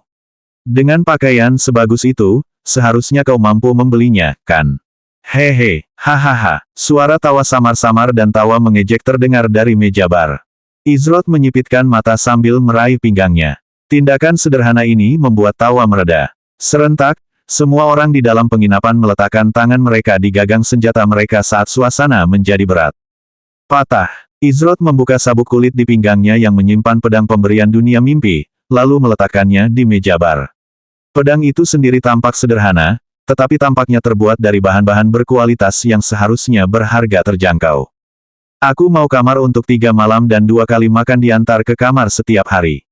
Seharusnya ini lebih dari cukup untuk menutupi biaya, kan? Kata Izrod sambil menatap tajam. Begitu Izrod melepaskan tangannya dari pedang, mereka yang ada di penginapan melakukan hal yang sama dengan senjata mereka masing-masing saat suasana mulai tenang. Meskipun pedang memiliki kegunaannya, Izrod sama sekali tidak bergantung padanya. Baginya, pedang hanyalah perpanjangan dari dirinya sendiri. Jika ia tidak mampu berfungsi tanpanya, pemahamannya tentang pedang hanya bisa dianggap dangkal. Mata bartender berbinar ketika melihat senjata Izrod. Kualitasnya lebih baik daripada 95% pedang yang tersedia di luar tembok istana. Mendapatkannya untuk beberapa porsi makan dan menyewa satu kamar sungguh penawaran yang tak tertandingi. Biasanya aku tak membuat pengecualian, tapi mengingat kau begitu tulus, kurasa kali ini aku bisa melakukannya, kata bartender itu sambil meraih pedang. Wuss, kelak, tiba-tiba, sebuah pisau lempar melayang di udara dan menusuk meja bar. Pisau itu mendarat tepat di antara pedang Izrod dan tangan bartender, mencegahnya mengambil senjata itu. Memanfaatkan seseorang di siang bolong. Apa kau tidak malu? Sebuah suara terdengar di dekat pintu masuk bar ketika seorang pria berkerudung melangkah masuk. Apa yang kau lakukan? Belajarlah untuk tidak ikut campur.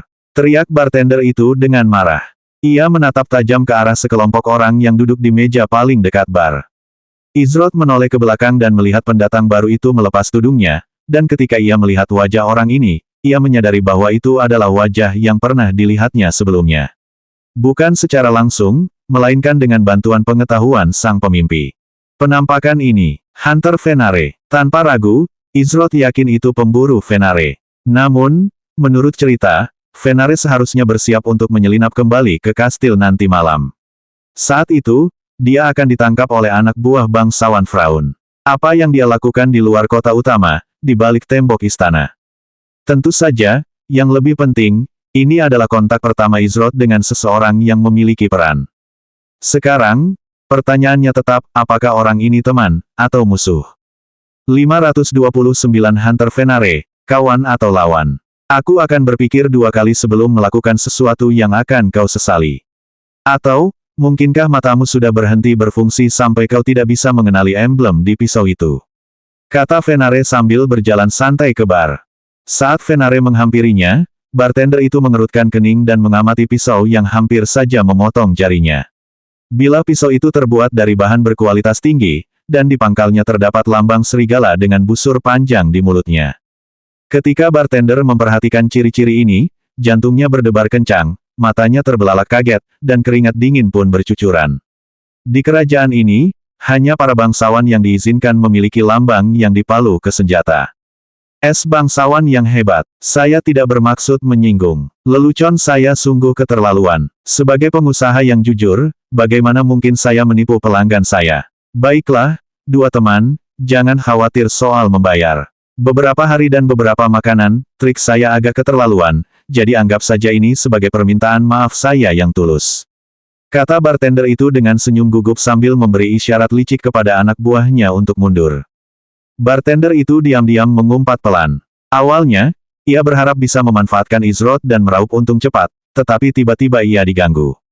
Mengapa seorang bangsawan berkeliaran di sini, dan mengapa mereka harus datang ke barnya? Meskipun Venare hanyalah seorang bangsawan rendahan dari kerajaan asing, ia tetaplah seorang bangsawan. Seorang bangsawan bukanlah seseorang yang bisa dimarahi oleh seorang bartender. Teman, jangan mudah menyerahkan senjatamu kepada orang lain. Dunia ini penuh dengan ancaman yang tak terhitung jumlahnya. Kita tidak akan pernah bisa terlalu siap, ujar Venare sambil duduk di bangku bar di samping Izrod dan mengambil pisaunya dari meja bar. Ia mengembalikan senjata itu ke sarung pisau lempar yang diikatkan di paha kanannya. Ketika Venare duduk di sebelahnya, Izrod berbalik menghadap mereka saat mata pengetahuannya mengungkapkan peran dan nama asli Venare. Setelah melihat identitas asli Venare, Izrod agak terkejut. Namun, ia menduga hal ini mungkin terjadi mengingat peran yang diberikan oleh pengetahuan pemimpi. Namun, yang tidak diprediksi Izrod adalah kata-kata selanjutnya yang keluar dari mulut Venare. Syukurlah salah satu dari kalian ternyata adalah sang pemimpi. Akan sangat merepotkan jika Night Lord atau Earl itu yang menerimanya. Aku senang itu kau, Kapten Izrod, ujar Venare dengan bisikan pelan. Orang yang ditugaskan berperan sebagai Hunter Venare adalah Komandan Unit Kedua Brigade Perang Legiun Pertama, Auri. Sebagai pemilik domain mimpi dan seorang komandan, Izrod tidak menyangka Auri begitu ceroboh hingga mengungkapkan identitasnya. Mustahil dia tidak menyadari aturan domainnya sendiri. Namun, meskipun Auri mengungkap identitasnya, Izrod tidak mengalami perubahan apapun. Tidak ada peringatan sistem, hukuman berat, atau tanda-tanda ia menghilang. Jika identitas aslimu terungkap, kau akan menerima hukuman berat, diikuti dengan kematian, kata-kata itulah yang tertera pada skill Tail Immersion. Izrod penasaran bagaimana ia bisa tetap tidak terpengaruh. Dinding di sini terlalu banyak kuping. Haruskah kita pindah ke tempat yang lebih privat? Tanya Venare. Atau lebih tepatnya, Auri.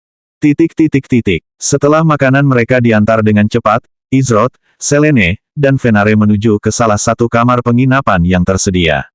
Kamar itu sendiri tidak terlalu luas, dan bahkan jika hanya diisi satu orang, rasanya agak sempit. Kamar itu hanya memiliki satu tempat tidur yang begitu keras sehingga lebih baik tidur di atas lempengan beton, selimut wol kotor yang tampak seperti belum pernah dibersihkan, dan sebuah kursi yang sandarannya hampir copot. Venare bertengger di kursi, sementara Selene duduk di samping Izrod di tempat tidur yang kokoh dengan tenang dan perlahan-lahan mengisi pipinya dengan roti daging tua yang datang bersama makanannya. Tepat saat Izrod bersiap berbicara, Venare memotongnya. Berhenti di situ. Ingat, aku sekarang Venare. Tidak masalah kalau cuma kita, tapi salah bicara bisa berakibat buruk kalau dilakukan di depan orang-orang tertentu. Jadi, panggil aku Venare selagi kita di sini. Venare memperingatkan Izrod. Kalau itu saranmu, aku bodoh kalau mengabaikannya. Aku mengerti, Venare, jawab Izrod. Dia lalu melanjutkan, bagaimana kamu tahu itu aku? Lagi pula, bagaimana aku bisa lolos dari hukuman setelah ketahuan? Pada akhirnya, domain ini diciptakan oleh Auri. Karena itu domainnya, seharusnya ia tahu betul seluk-beluknya. Jika ada yang bisa memberinya jawaban yang andal atas pertanyaan-pertanyaannya, itu adalah Auri. Karena ini domain saya, tentu saja saya memiliki beberapa keuntungan yang tidak dimiliki orang lain. Salah satu keuntungan ini dapat mengarahkan saya kepada siapapun yang memegang peran pemimpi dan mengungkapkan identitas aslinya kepada saya. Mengenai hukumannya, tidak ada aturan yang dilanggar. Meskipun benar bahwa Anda tidak dapat mengungkapkan identitas Anda, jika seseorang mengetahuinya sendiri, Anda tidak akan dikenakan hukuman negatif apapun. Namun, penting untuk diingat bahwa pengecualian ini hanya berlaku untuk orang yang memegang peran pemimpi, jelas Venare. Begitu, kupikir kebetulan sekali kita berpapasan. Berdasarkan kata-katamu, aku berasumsi kau tidak bisa melihat identitas asli siapapun selain aku. Apakah aku benar? Tanya Izrod. Memang, kecuali si pemimpi, bahkan saya pun tidak yakin siapa yang memerankan peran apa, tegas Fenare. Izroth lalu menanyakan serangkaian pertanyaan mengenai dunia mimpi, berhati-hati untuk tidak mengungkapkan informasi apapun yang berkaitan dengan pengetahuan si pemimpi agar tidak terkena hukuman berat. Saat keduanya selesai mengobrol, sekitar setengah jam telah berlalu. Namun, dalam setengah jam itu, Izroth memperoleh banyak wawasan berharga. Salah satu pertanyaan terbesar Izroth berkaitan dengan Night Lord Zarolas. Pertanyaannya sederhana, berapa lama dunia mimpi bisa menahan dan menekan makhluk sekuat Zarolas? Akankah efeknya bekerja pada individu selevel itu? Auri memang tidak lemah, tapi kekuatannya masih jauh dari Zarolas. Akibatnya, Izroth mengetahui bahwa Zarolas berpotensi melepaskan diri dari dunia mimpi. Namun, hal itu sangat mustahil mengingat sifat unik wilayah Auri, meskipun ia tidak menjelaskan terlalu detail tentang topik ini.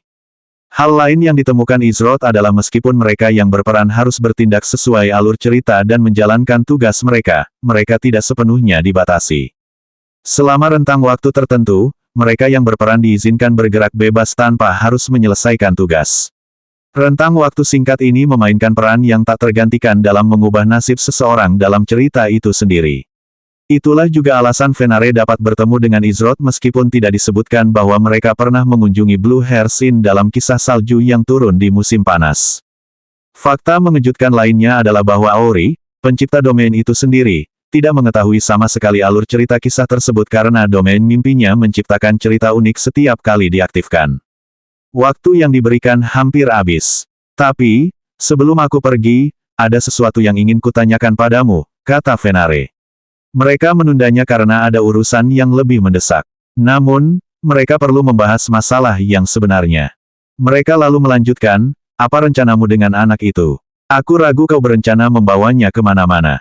Atau lebih tepatnya, itu bukan sesuatu yang sanggup kau lakukan mengingat semua risikonya. Oh, aku yakin kau akan mengingatkanku bahwa ini hanya dunia mimpi dan meyakinkanku untuk tidak memikirkan apapun, kata Izroth. Fenare mendesah sambil menggelengkan kepala dan menjawab, kehidupan yang ada di dunia mimpi agak rumit. Dalam arti tertentu, mereka bahkan bisa bermanfaat bagi perkembanganmu di luar dunia mimpi. Aku tidak akan sampai melarangmu berinteraksi dengan mereka, tapi aku menyarankanmu untuk berhati-hati dalam niatmu. Jika kau mencoba membantu setiap jiwa malang yang kau temui, takkan ada habisnya. Poin ini sudah kuakui. Kekhawatiranmu tidak berdasar, kujamin, tegas Izroth. Dengan itu, Fenare buru-buru meninggalkan Blue Hairs Inn setelah mengucapkan selamat tinggal kepada Izroth. Aku sudah memahami situasi secara keseluruhan. Nah, sekarang, haruskah aku mengambil langkah pertama? Senyum riang muncul di wajah Izroth saat dia berdiri. 530 di dalam tembok istana. Ketika Izroth berdiri, ia merasakan tarikan lembut di kemejanya dari Selene yang menggenggamnya dengan ringan.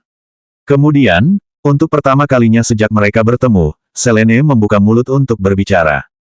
Petik 2 titik titik titik.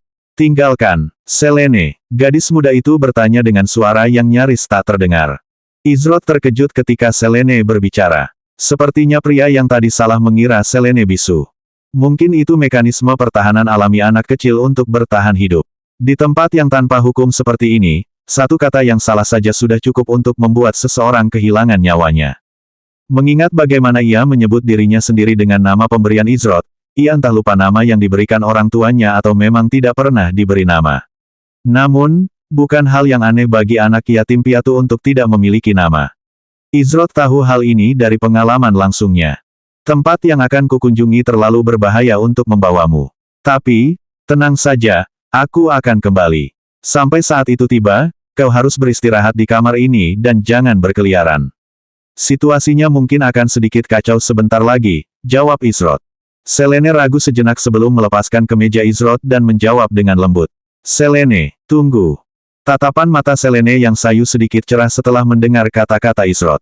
Meskipun ia mempertahankan ekspresi stoiknya, kini ada sedikit nuansa lain yang tercampur, meskipun perubahan kecil itu hampir tak terlihat. Setelah itu, Selene tidak berbicara lagi sebelum Izroth meninggalkan Blue Heart Inn. Setelah Izroth pergi, Selene duduk di tempat tidur tanpa bergerak. Diam, menunggu. Titik titik titik. Beberapa saat kemudian, Izroth mencapai gerbang utama yang mengarah ke jantung kota yang sesungguhnya. Berbeda dengan perbatasan tempat orang bisa berjalan dengan bebas, jalan setapak menuju sisi lain tembok dijaga ketat. Ada tentara yang dilengkapi zirah lengkap dan tombak yang berdiri di samping kedua pos pemeriksaan. Satu pos pemeriksaan untuk memverifikasi tujuan dan maksud kunjungan seseorang, serta untuk mencegah siapapun yang tidak berkepentingan memasuki area tersebut. Pos pemeriksaan kedua mencatat semua senjata atau barang dagangan yang dibawa melalui gerbang untuk memastikan tidak ada barang selundupan ilegal yang masuk, di antara hal-hal lainnya. Karena pakaian Izrod bersih dan penampilannya rapi, ia tidak kesulitan melewati pos pemeriksaan pertama. Namun, ketika tiba di pos pemeriksaan kedua, Izrod ditarik ke samping untuk diperiksa pedangnya. Tujuannya bukan untuk melihat apakah senjata itu berbahaya atau semacamnya, tetapi tugas utama penjaga adalah mencari lambang. Lambang yang dipalu pada senjata merupakan salah satu tanda kebangsawanan. Jika seseorang mencoba meniru atau memalsukan simbol tersebut secara ilegal, jika tertangkap, mereka akan dihukum berat dan, yang lebih parah, dihukum mati.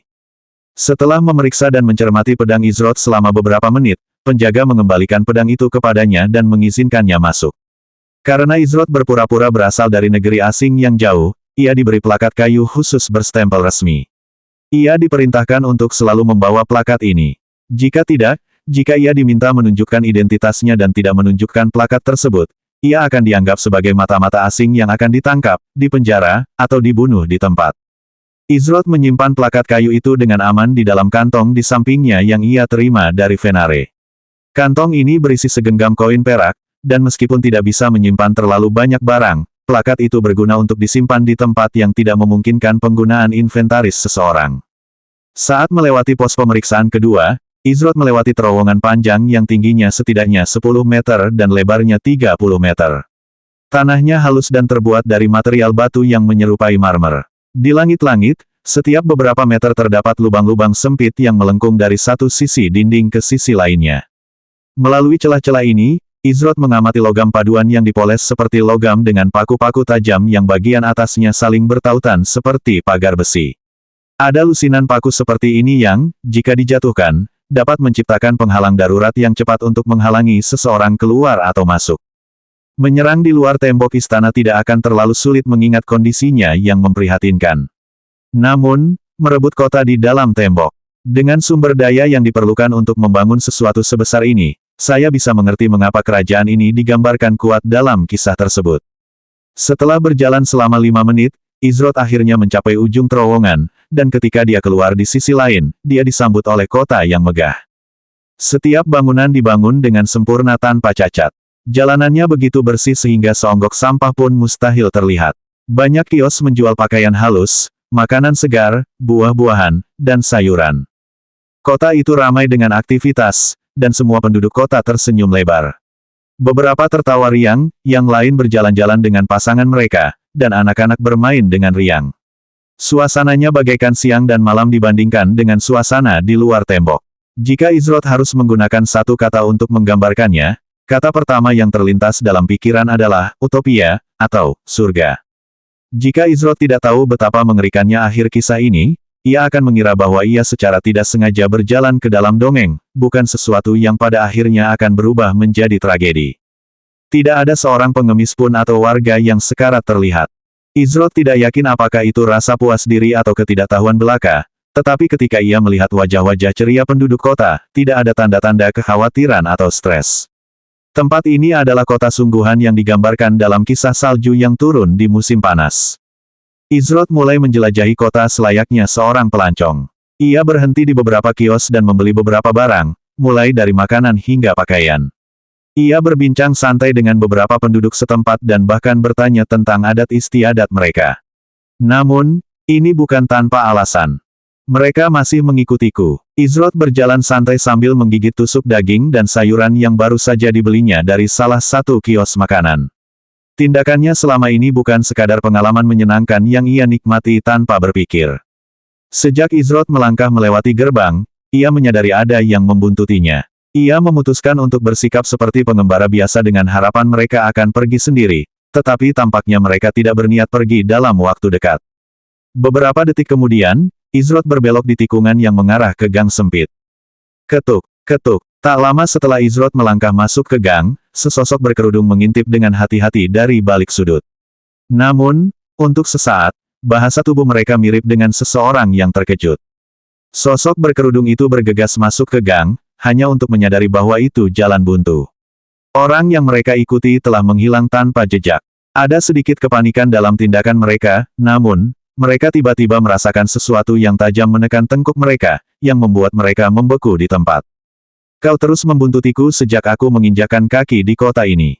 Ngomong-ngomong, apa urusanmu denganku? Suara Izrod menggema dari balik sosok berkerudung itu. Petik 2 tanda tanya tanda seru petik 2. Sosok berkerudung itu gemetar. Bagaimana orang ini bisa berada di belakang mereka? Mereka dengan jelas melihatnya berjalan ke gang tanpa jalan keluar lain. Namun, sosok berkerudung itu tidak menyadari bahwa segera setelah mereka memasuki gang sempit itu, Izrod menendang tanah dan menggunakan dinding untuk mendorong dirinya ke atap. Setelah melakukannya, ia menunggu sosok berkerudung itu masuk jauh ke dalam gang sebelum melompat turun dan menyelinap di belakang mereka dengan pedang terhunus. Petik 2. Apa tujuanmu datang ke kota ini? Tanya sosok berkerudung itu. Suaranya lembut dengan sedikit keganasan. Kalau Izrod tidak salah, suara ini milik seorang wanita. Biasanya, orang yang ditodong pedang di lehernya menjawab pertanyaan, bukan bertanya. Mungkinkah kau tidak takut mati? Tanya Izrod. Tentu saja, aku takut mati. Tapi, kau tak akan membunuhku, kata sosok berkerudung itu sambil menenangkan diri. Oh, apa yang membuatmu begitu percaya diri? Tanya Izrod sambil mendekatkan ujung pedangnya ke leher mereka. Karena, kita berada di pihak yang sama, Viselo. Itu namamu, kan? Jawab sosok berkerudung itu. Selanjutnya bab 531 variasi cerita.